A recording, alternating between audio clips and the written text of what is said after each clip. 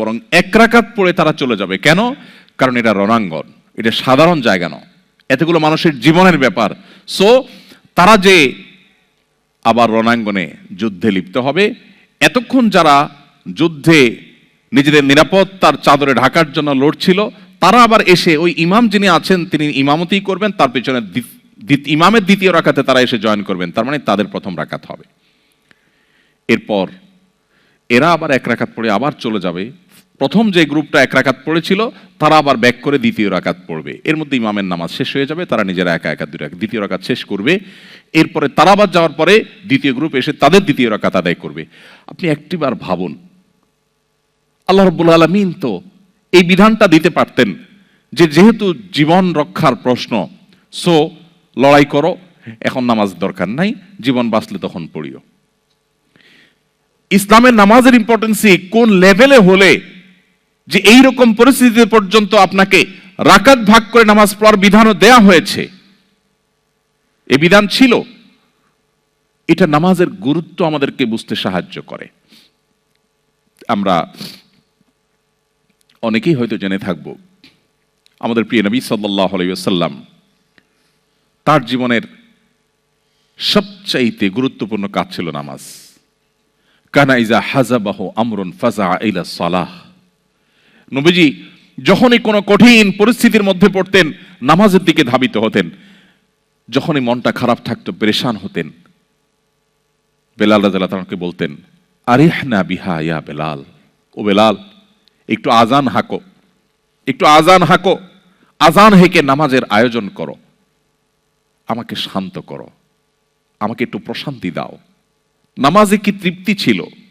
মা আয়েশা রাদিয়াল্লাহু তাআলা বলছেন, নবীজি যখন রাতে নামাজে দাঁড়াতেন, তাহাজ্জুদে দাঁড়াতেন, লা তাসআল আন হুসনিহিন্না ওয়া তুলিহিন্না, নবীজির সে নামাজের সৌন্দর্য, তার সে নামাজের কোয়ালিটি আর বলো না। তিনি যখন দাঁড়িয়ে কেরাত পড়তেন মনে হতো তিনি বোধহয় আর রুকুতে যাবেন না।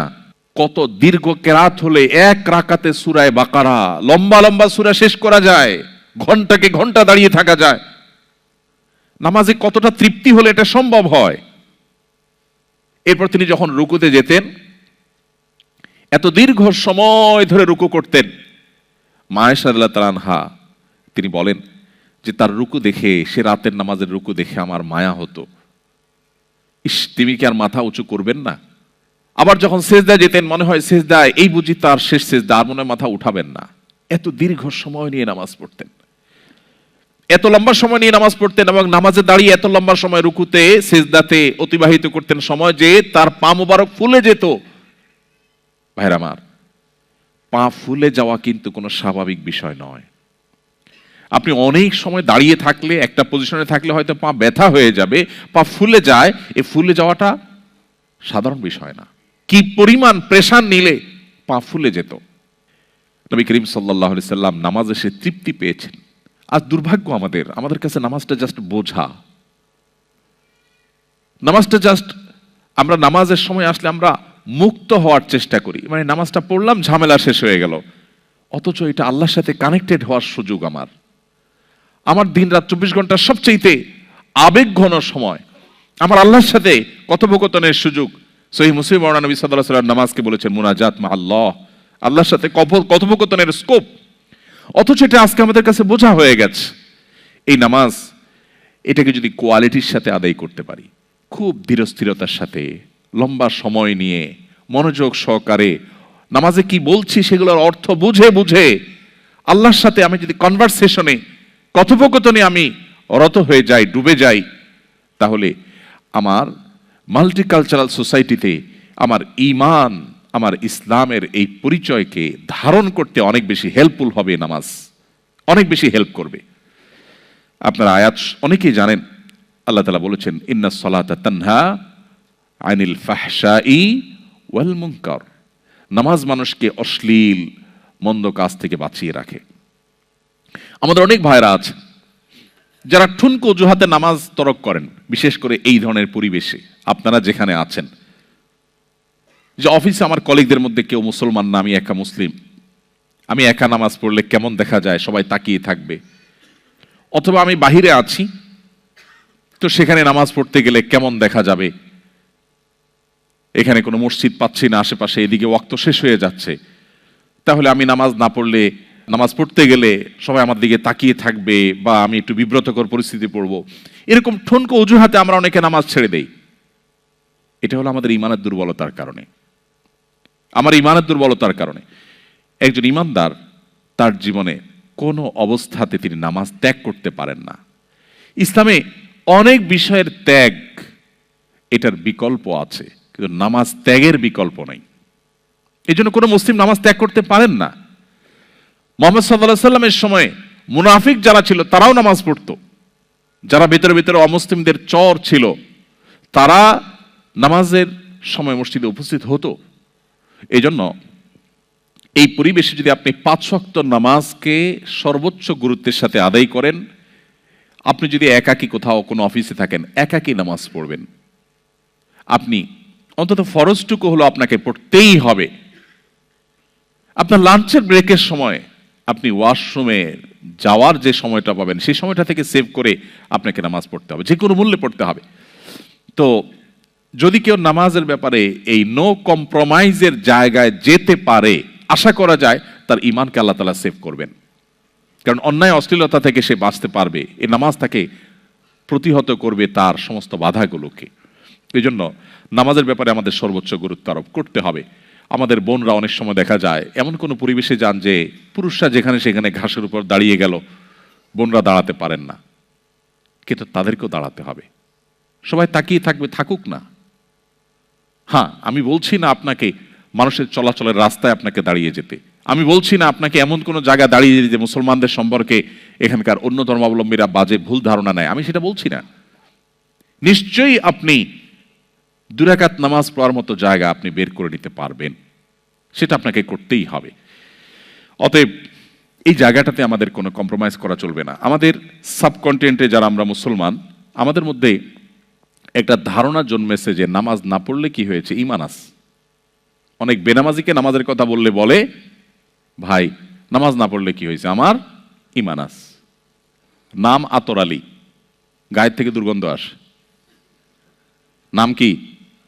আতর আলী, গায়ের থেকে আসে কি? দুর্গন্ধ। ব্যাপারটা ওই রকম। আপনি বলতেছেন নামাজ না পড়লে কি হয়েছে, আমার ঈমান আছে, মানে আপনার ঈমান এত মজবুত? আপনার ঈমান তো আমার দরকার, যে না পড়লেও থাকে। অথচ নবী করিম সাল্লাল্লাহু আলাইহি সাল্লাম কঠোরভাবে বলেছেন, শক্তভাবে তিনি বলেছেন, আল ফারকু বাইনানা ওয়া বাইনাহুম তারকুস সালাহ।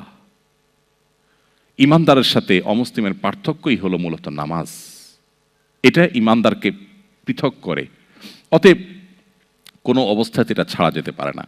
আমি আপনাদেরকে উদাত্ত আহ্বান করতে চাই, আমাদের অনেক ভাইরা আছেন যারা বাসায় নামাজ পড়েন, কর্মস্থলে পড়েন না, অথবা 5 ওয়াক্ত নামাজ পড়েন কিন্তু একটু ঝামেলা হলে তিনি নামাজ কাজা করেন।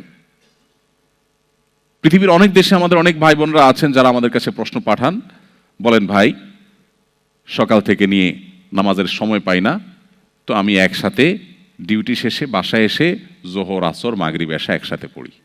নামাজটা এরকম ছেলে খেলা নয়। আল্লাহ বলেছেন, ইন্না সলাতা কানাত আলাল মুমিনিনা কিতাবাম মাওকুতা, নির্দিষ্ট সময় নামাজ পড়াটাকে অপরিহার্য করা হয়েছে। আপনার যদি এমন কোনো জব, এমন কোনো চাকরি করতে হয় যে চাকরি করতে গিয়ে আপনি নামাজ পড়তে পারবেন না, তো সেই চাকরি আপনি করবেন কিনা তার আগে সিদ্ধান্ত আপনাকে নিতে হবে আপনার ঈমানের আলোকে।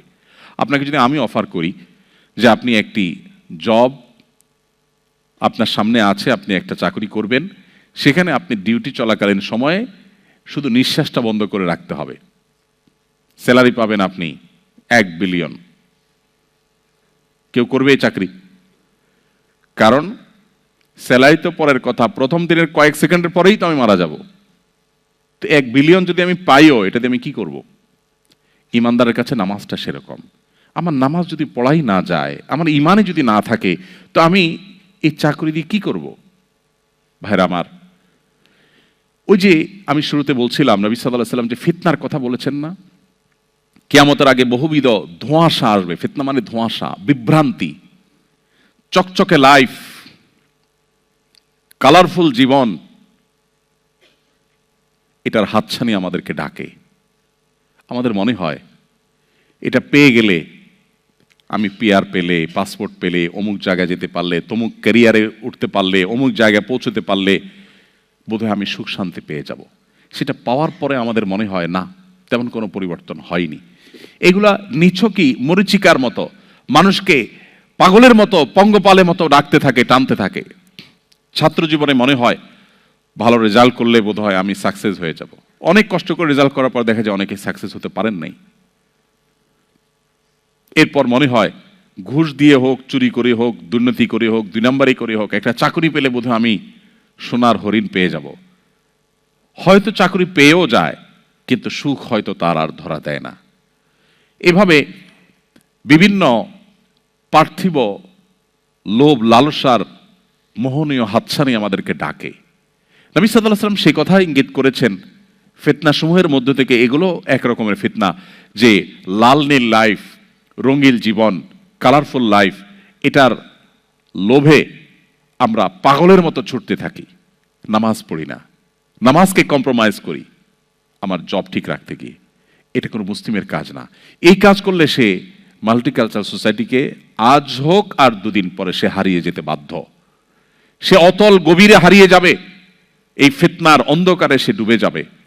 নিজেকে সেভ করার জন্য নামাজটাকে নো কম্প্রোমাইজের লেভেলে রাখার কোনো বিকল্প নাই। আল্লাহ আমাদের সবাইকে পাচক